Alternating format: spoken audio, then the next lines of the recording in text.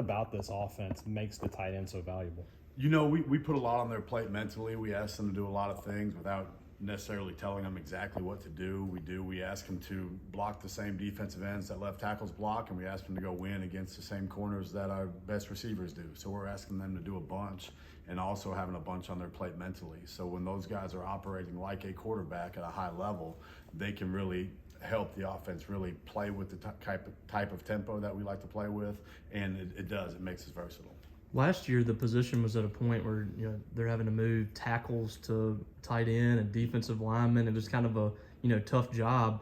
How pleased were you guys with kind of restructuring that room in the offseason? Obviously, Seydoux is already here, but getting the Ball brothers and guys like that in to kind of help alleviate some of that. We're happy with where we're at in that room, but I've been a part of those type of offenses too, where we've used receivers or O-linemen, and it's a tough position to find, and just like anybody else, it's hard to be 3 or 4 deep, and those guys, it's hard at that position to play 80, 90 snaps a game, especially at the tempo we play at. So we feel like we've got 4 or 5 guys that can go in there and play and contribute and really not miss a beat.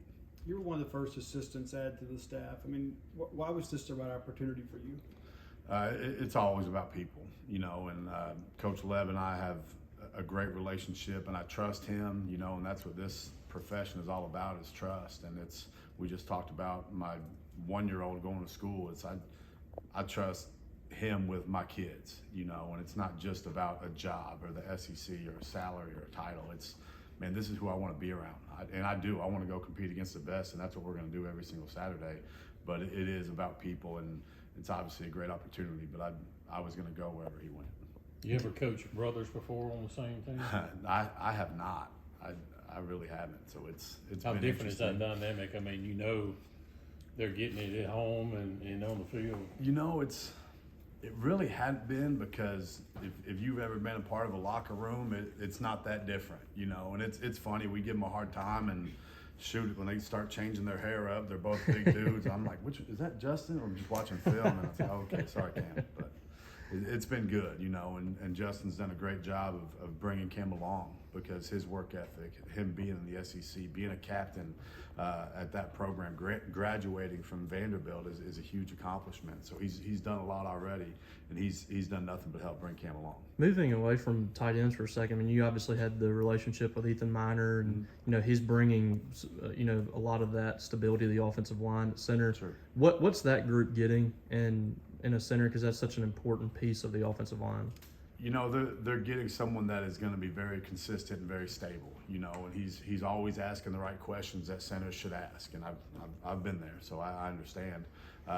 And he's very cognizant of himself and everybody around him, and he's not just worried about his job at one time. So he's going to be cognizant of us as an offense, that guy to the right and the left of him, and making sure we're all on the same page. And it's our job to let him go play free and fast, and not having to worry about some of that other stuff. That's for us as coaches. Let him go play, and he'll do a really good job of bringing continuity to that group.